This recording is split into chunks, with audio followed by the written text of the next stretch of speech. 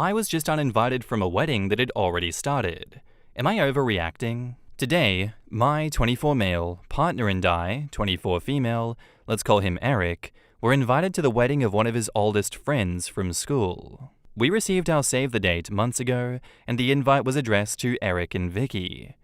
Our invite stated that we were invited for the whole shebang, the service, the breakfast, and the evening reception. Our RSVP required both our dietary requirements for the breakfast, which we replied to ages ago. I thought this was pretty awesome and generous of the bride and groom, as I'd never met either of them, and Eric was only close with the bride, so it was a very nice gesture. The wedding's a few hours away from where we live, and since neither of us drive, I booked train tickets in advance, which came to about £60 each return, and an Airbnb, which worked out at £90 between us. We don't earn a lot, so this is quite a big spend to justify. However, since they had invited us to the whole wedding, we thought it would be rude not to go. The bride also specified colors that we should wear, so I bought a new outfit since I didn't have anything formal that would be suitable. Not the end of the world, but with Christmas coming up, it was a bit difficult, and I had to be really frugal all through November to make it work. Total spend was probably double what I would spend monthly on fun stuff, like going out for dinner or drinks or new clothes. We got to the service, and it was beautiful. The bride looked lovely, and it was very emotional. I get nervous at weddings. Couldn't say why, and so I hadn't eaten beforehand, figuring the 4-course breakfast would fill me up nicely. After the ceremony, we went straight into the venue to have drinks and sit down at tables. We were towards the back of the line into the venue, and so half the congregation had already sat down. We glanced at the seating plan, saw Eric's name, and headed over. There was no place setting for me. Eric found his name, but there weren't any free seats at the table. Eric sat down, and I asked an usher whether there was a mistake. He didn't know, so he waved over the bride. She and I had never met before, but she seemed friendly until she opened her mouth. "Oh no, you're not part of the breakfast. The invitation was just for the reception and service. You're welcome to come back later." This was in front of most of the guests who had already sat down in a big venue, probably 140-ish seats. The usher suggested that I go to the pub. Eric didn't know what to do, but didn't want to cause a scene, so he stayed put and quiet. I quite literally have never felt so embarrassed and humiliated in my life. I left, and it was raining heavily. I hadn't brought an umbrella since it was an indoor wedding, and being in a rural place, I had to walk about 20 minutes to get anywhere else. The usher had suggested a pub where the other guests are, so I just kept walking, but my shoes were literally ruined and soaked through, as well as being pretty damn cold because it's December and I was dressed for a wedding. I get to the pub and find a handful of merrymakers drinking heavily at 2 p.m. in wedding clothes. I introduced myself kind of awkwardly as they were total strangers, and they were luckily really nice. They invited me to sit with them and tell them about the service. All of them had only been invited to the reception. I asked one of them if I could see their invite, and it was crystal clear that they were evening guests. There was no mention of the service or the breakfast, nor the dietary requirements. I apparently was the only person who was invited and then uninvited to the whole do. I sat with them and had some food because I was starving, but they all started leaving to get ready at about 4 p.m. Being a total stranger, I didn't think it best to ask to come with them, but I'd never been to this town before. And besides Eric, I didn't know anybody. Since being ejected at 1:30 p.m.-ish, I was expected to just hang out until 7:30 p.m. when the reception started. So I left. I feel so unwelcome and unwanted that I just wanted to go home. The evening do will start in about half an hour without me, but I just can't bring myself to attend, knowing that half the guests watch me being asked to leave by the bride herself. I traded in my train ticket, which was a return for tomorrow, and now I'm traveling back alone. I texted Eric to tell him, but he didn't respond. I've been holding back tears since I was ejected 6 hours ago, and I feel completely torn. I don't understand what happened with the invite, whether it was a mistake, or whether I was just supposed to know that it was only for Eric, despite being addressed to the both of us, despite asking for both of our dietary requirements, despite explicitly stating that we were invited to the whole wedding. Part of me feels like I should have gone to the evening reception too, but I'm soaked through. My hair and makeup look awful, my shoes are unwearable, I am barefoot on a really gross floor right now, and I'm freezing. I look a mess, and I feel so stupid. Did I mess up here? I feel like I've been totally screwed over, and I'm really upset that Eric didn't stand up for me, or say anything, or leave the breakfast with me. Although I think that's less because of malice and more that he's just a bit hopeless when put on the spot. I've never heard of a wedding where you invite a +1 by name, but then they aren't invited to as much of the wedding as the other half of the couple. Nobody else at the wedding had this happen. I don't see how it can be personal since I've never met any of them before, but I'm really upset, and I can't wrap my head around how weird today has been. If this happened to you, what would you do? In the comments, Plain Truthiness says, the person who messed up was the bride, who is an utter word that I don't use, but she is, and Eric, who is appalling. I absolutely cannot believe that he didn't walk out with you. What the hell was he thinking?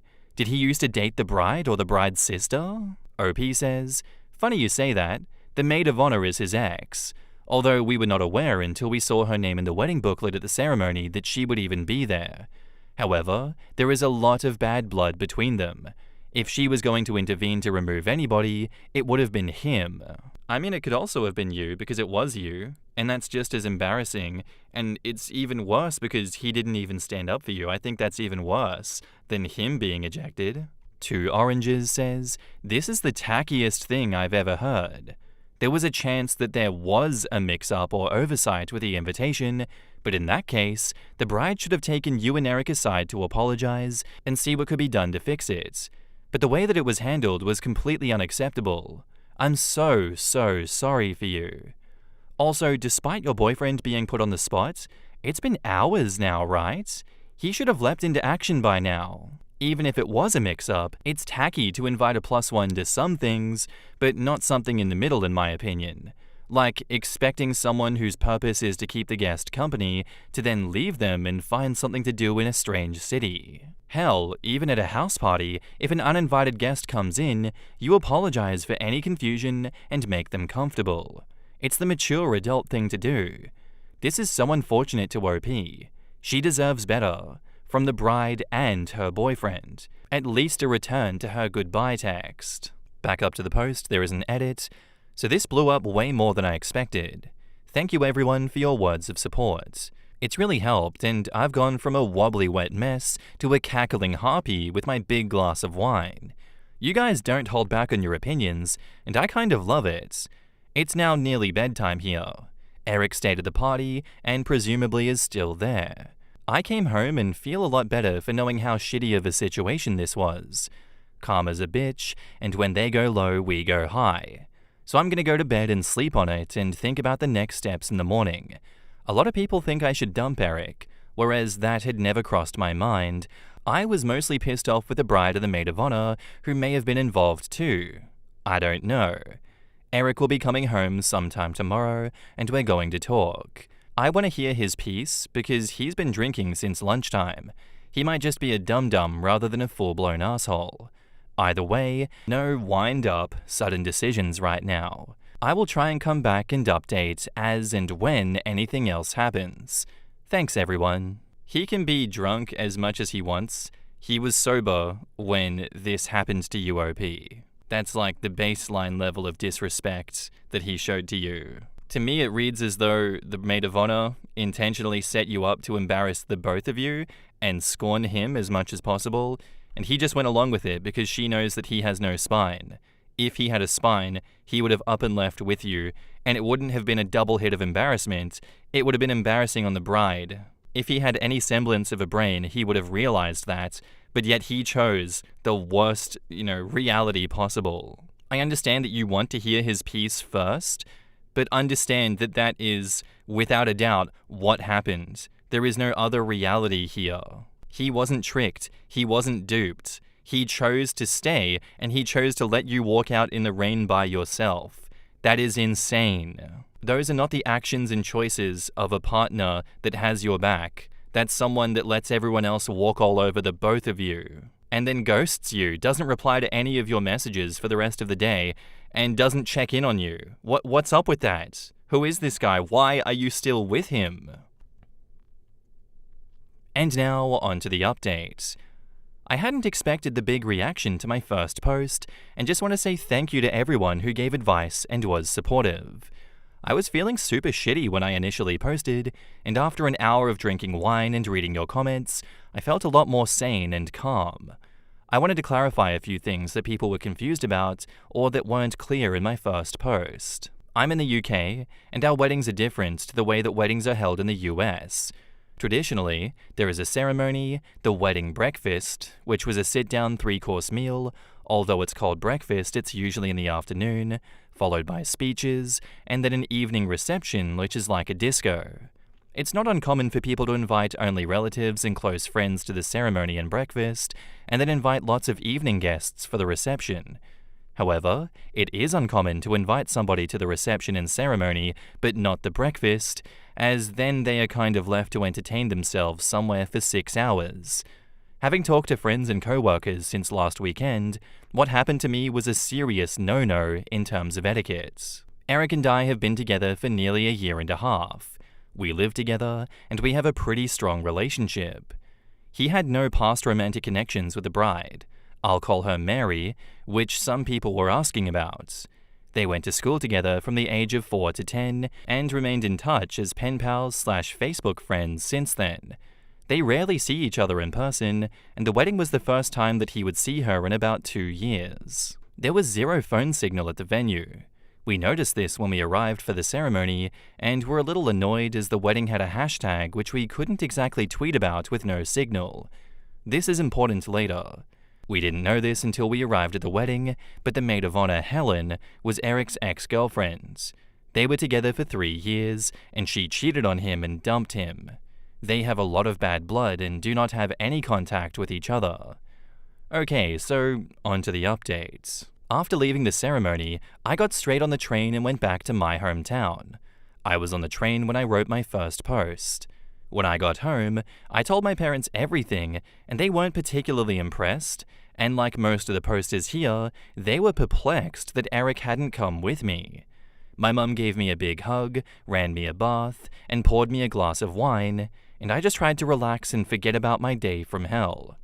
I still hadn't heard from Eric, but texted him to let him know that I was home safe and would see him tomorrow. Eric texted me back at 9 p.m, asking me what I meant by home. Home or the Airbnb that we booked nearby to the venue. I clarified and he said, "Okay, I'll see you tomorrow, love you so much." I didn't really know what to make of it since the whole day had been such a massive screw-up. So I finished my wine, watched a Disney movie, and went to bed. The next morning, given that I still hadn't heard from Eric at all, I assumed he would be getting in at about midday. So I got up early and started wrapping Christmas presents. At 8 a.m, I heard a key in the door, and what do you know, it's Eric, still in his creased suit with red eyes and looking like death. He wasn't really making sense, so I made him have a shower and warm up, made coffee, and decided to talk once he was looking human again. We sat down together and pieced together his side of the story. Basically, once I had left, Eric was absolutely livid with Mary. He had frozen like a deer in the headlights when she was asking me to go, and was kicking himself that he hadn't done the right thing. About 10 minutes later after I left, Mary turned around and said, "Oh, actually, a few people haven't turned up. Get Vicky to come back. We have a space for her now." And Eric had tried to call me, but because there was no phone signal anywhere near the venue, he couldn't get through. And Mary pretty much immediately said, "Oh well, never mind. She didn't want to be here anyway." Which obviously was a pile of crap and made Eric feel rubbish. The meal was a very formal sit-down affair, so he just kind of grinned and bared it, assuming that I would be coming back in the evening. Eric was the only person mentioned in the speeches, by Mary's father, who wasn't a family member, and apparently it was clear to everyone how disappointed he was that I wasn't there to share it with him. When I texted him at about 6 p.m. to let him know that I was going home, he never received it. He was only able to text me at about 9 p.m. by hiking down the road for 5 minutes to find a signal. All the while, his ex Helen was being sickly sweet, asking where I was. Why didn't I want to come and enjoy the party? Was I shy? Apparently with quite the evil glint in her eye, like she had gotten exactly what she wanted. Neither of us knew that she was the maid of honor until we got there. And given their bad relationship, Eric was pretty pissed off that Mary had failed to mention that she had such a prominent role in the wedding. Whether Helen was behind the seating error, I don't know, but if she was, then Mary was just as bad in enabling it to happen. So Eric stayed at the wedding, miserably, and went back to the Airbnb afterwards alone. He barely slept, feeling angry at Mary and Helen for screwing with us, and at himself for not sticking up for me, and left at 4:30 a.m. to get the first train home. Hence why he was back at our place so early. He wasn't really apologetic to me at all. He didn't really seem to see how shitty it was for me. He more felt like he had been insulted by the situation and let down by his oldest friend.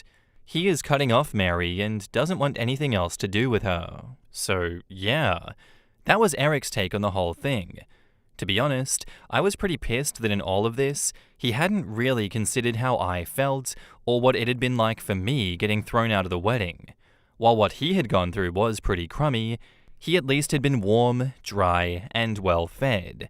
The indignation of your girlfriend being removed from an event you're at isn't really as bad as being the girlfriend, getting soaked in the rain, feeling humiliated, and all the rest. So we talked, and I laid out why I wasn't okay with what had happened, and why his reaction wasn't okay. He can be a bit of a lemon sometimes, and this feels like one of those times. He didn't step up to the plate. He just let the world wash over him and acted as a bystander.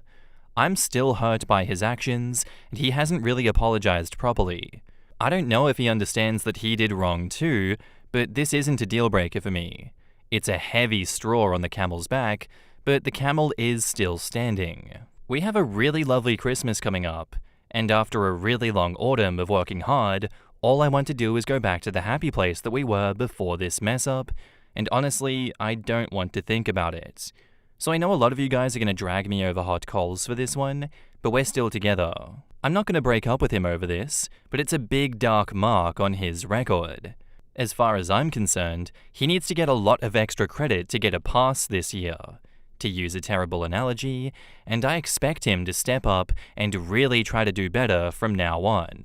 It's not really an ultimatum, but I'm willing to put this behind us if he can prove to me that he's invested and trying harder in this relationship from now on. If he doesn't, then I won't be sticking around. I love him a lot, but he needs to have my back and be empathetic to what I'm going through. I'm sorry that this wasn't the victorious breakup update that so many of you wanted, but I want a nice happy Christmas together. I'm not ruling it out as an option if things don't improve, but I want to give him another chance to prove this relationship is worth it. In the comments, Throw the Switch says, things to think about. If Mary said only 10 minutes after you left that you could stay, why didn't he come and physically find you after his call didn't go through? If Mary said only 10 minutes after you left that you could stay, why didn't he go and find a signal to call you 5 minutes away after his call didn't go through? Why didn't he try and find signal to call you? Again, only 5 minutes away, until 9 p.m. It's All Mine Now says, quote, so I know a lot of you guys are going to drag me over hot coals for this one, but we're still together. Yeah, that's the important thing. You haven't lost him. And as for dragging you over coals, you're going to be the one to live with this selfish, conceited carpet, so really there's nothing more that I can add that would push the point home more than some more occasions where he just dumps you at the side of the road because he's offended by how they disrespected him by treating you badly. Throw the Switch's comment makes a good point. He didn't even try to catch you up, go down the road to contact you, or even leave in disgust because all he could think about was his own hurt feelings. You've got a great life coming. OP replies, I have set a deadline in my head where I need to see significant improvement in a few areas of the relationship, which I have told him is important if he wants us to stay together, and if that doesn't happen, I'm gone. If he messes up big time before then, I'm gone. Just giving him one last chance to pull himself up by his bootstraps and prove that it's worth staying for. I just don't know about that mentality because occasions like this where he needs to step up are few and far between, because I don't imagine in their daily routine lives that he needs to prove himself like that. And if you set a deadline, that deadline better be another occasion where, this can happen and he can prove that he can do the right thing. But I don't know what else that would be. I kind of just feel like OP is lying to themselves and wants to find a way to excuse him, find a way to give him another chance. And that's all well and good, but he had so many chances to contact you, and all he could think about was himself. He came back, and he didn't even ask how you're feeling. He didn't even ask, what's going on? What are you up to? Where are you? You can get back with someone like that if you want to, but he's broken from base level. Any normal person would have the thought, maybe I should contact my partner also because I miss them? I don't know. That story pisses me off. Good luck with him. Not my circus, not my monkeys. Thanks for the story, though. Our next post is by user SadPanda2024, and it's titled, Am I overreacting to my partner's one-time mistake and not giving him a second chance? I, female 26, met my partner, male 39, 6 years ago, when I first moved to Canada from Germany. Okay, a 33-year-old getting with a 20-year-old. It's already going really well. This can only end well. We moved in together within 1 year.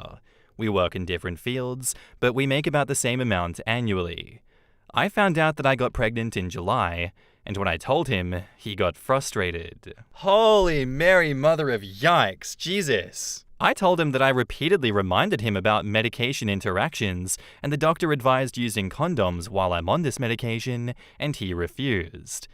Eventually, he said that he's happy to be a dad and supports me.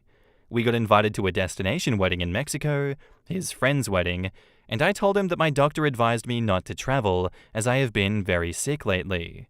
I was hospitalized a few times, so I can't go. He got upset and said he really wanted to go. I got tired of hearing his grumpiness, so I said that I would be fine, it's just a week, so it's okay, just go.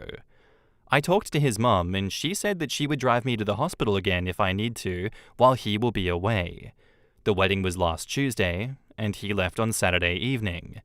He sent some pictures to me on the day. He said he missed me and how he wished I was there, which I said hopefully we can do more trips when the baby is here. Then he was quiet on Wednesday. I got worried, so I texted his friend, and he replied, "Oh, yeah, he's fine. I'll tell him to text you." Still nothing. He's off cheating, isn't he? On Friday evening, so last night, he called me. I asked him what was going on. I was worried sick. He asked how I was doing, if I needed help, and I said I'm good luckily, and no, I've been fine. He then said that he needed to talk to me. He made a horrible drunken mistake. He hooked up with one of the bridesmaids, bride's sister, and brought her to his room. But in the morning, he realized what a fool he was, so he told her to leave. He said, "I made a mistake, but you have to realize if you were with me, this wouldn't have happened. I was drunk and lonely. It was a one-time thing and it meant nothing." I felt like my brain was frozen. I said, "And you ghosted me for days and tell me now? Were you busy with her all this time?" And he said, "No, I needed time to think. I was ashamed." I told him don't bother coming home. Stay with her or your mum until I find a place and that I don't ever want to see you again. He said that I'm being selfish, hormonal, and overreacting to one mistake. He said he took responsibility, owned up to his mistake, and will do anything to prove it to me. Am I overreacting for not even considering this for the sake of the baby? My best friend said that we should try counseling and give him one last chance, but I'm just so upset that I can't even think. Thank you for your advice. Opie, throw the best friend out too. In the comments, Writing Romance says, he was 100% shacked up with this woman the whole time that he was ghosting you. He's lying. And OP says, that's how I feel because he didn't even acknowledge me until Friday. Writing Romance replies, I would reach out to the friend that you talked to, tell him that you know about the bride's sister and you're just confirming the details. That guy knows what happened. Edit to add, the reason I say he shacked up with her is that a guy with this level of maturity would argue to himself, well, since I already banged her, then what's the harm? And OP replies, I thought about it, then my friend said that this would make me look like a crazy person. Is it crossing the boundary if I do that? OP, I already said throw your friend out, this is terrible advice. Writing Romance replies, I guess I would approach it something like, hey, I've spoken to my partner about what happened in Mexico with the bride's sister. I just want to make sure that I have the full story. He spent the rest of the week with her? Keep it somewhat vague and non-accusatory. And yes, it's a white lie, but it can help bring truth. However, also ask yourself the question of whether you even want to know. Would it change your decision to leave him? Also, I missed that this man is almost 40. If he can't even have a drink without ending up falling in another woman's vagina, then you've got way bigger problems. And OP says, I just texted him that.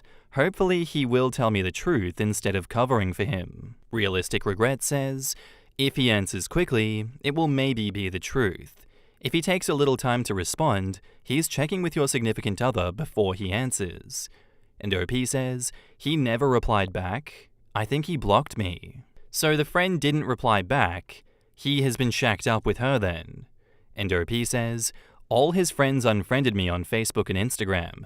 I messaged the bridesmaid that he had sex with, and now she blocked me. I wasn't being rude. I told her that Kyle told me about your hookup. I'm wondering if you can please share if it was a one-time thing or more. She blocked me. I'm done reaching out for truth. I'm gonna pack my stuff, whatever I can fit into luggage, and go back before he comes back. I'm very emotional now. I can't wait to go back to my family. Yeah, absolute piece of shit that guy is. And everyone else for just enabling this and taking his side. I know my moral compass on this issue is at least so straight and narrow that I would out even my best friend for doing this to his partner. I wouldn't be a grey-walling pussy and just block you like everyone else here did. That is such weak behavior from everyone. Shame on them, and shame on him for cheating on you, and then blaming it on you, saying, oh, I wouldn't have done it if you're here. Shut up, man. You deserve so much better, and you deserve to date someone closer in age to yourself. Please learn from this, OP. Oh my god. And now, on to the update. As many of you suggested, I sent a quick message to his friend and the bridesmaid that he slept with. I told them that Kyle had admitted about his hookup and says that it is a one-time thing, but I'm wondering if there is more to the story that you'd like to share. They both blocked me. Then all his friends blocked me on social media. Late last night, he sent me a message. I think he was drunk, that I'm an unhinged lunatic. He did the right thing and he owned his mistake and confessed to me, yet I acted like a crazy see you next Tuesday and harassed his friends and their family. He meant the bridesmaid. He said that I'm so insecure that it's pathetic. He said we are done and he wants me out of his house immediately. He didn't even once mention the baby. I decided not to bother replying. I had no energy and was crying all day. I'm moving back to my family, I decided last night, early morning tomorrow. My family is happy that I'm moving back, especially my mother. I don't think that I'll say goodbye to his mum. I'm not ready to talk to him, and she will make him do that. Thank you again for all of your comments. Bar Madelaide says, it sounds like you've made a strong decision for your own well-being, and moving back to your family is a positive step toward healing. OP replies, I was awake all night packing and crying. I feel very hurt and heartbroken. Aggravating Style says, it's easy for someone else to say, but don't feel too bad about losing him. He sounds like a terrible person and would likely have been a terrible father to your child. He's already established that he is a terrible partner to you. You are accomplished and are going back to the people who love you and can raise your baby in peace without his influence. You're better off without him. He's a disgusting pig, and all of his friends are disgusting. Instead of giving you answers, they chose to cover up for a cheater. It's so gross. I wish you the best. Disgusting pig for sure. They met when OP was 20 and the creep was 33. What a shock he doesn't want anything to do with OP now that she's pregnant. And now, onto the final update. Hi. I'm sitting in the airport waiting for my flight, so I thought I'd write one last update. I messaged his mum and told her what happened. I was shocked when she called back immediately and was furious with me. She said that I have some nerve twisting this story to cover my cheating ass. I told her that I don't understand what she was talking about. Apparently, he told everyone, including his mum, that he checked my social media. He had all my passwords, but I never checked any of his, and I've changed them all now, and found out that I was having an affair with a coworker and was trying to trick him to raise my affair baby. I told her that most of my team work virtually, so this makes no sense. I also have maybe 25 followers on my Instagram, and most of them are my family from back home. I also have a rule to never add any of my coworkers on social media because I'd rather keep my personal life and professional life separate. She said that her son found out when he was alone in Mexico, and now he is heartbroken. Then went on and on about how could I do that to him and stuff. I kept explaining, but she wasn't listening. I was so upset that I told her that I'm done arguing and hung up. I'm done with this man and his lies. He just makes up lies and blames me for it. I can't do this anymore. I submitted time off to my boss, she is amazing, and will be settling for the next few weeks.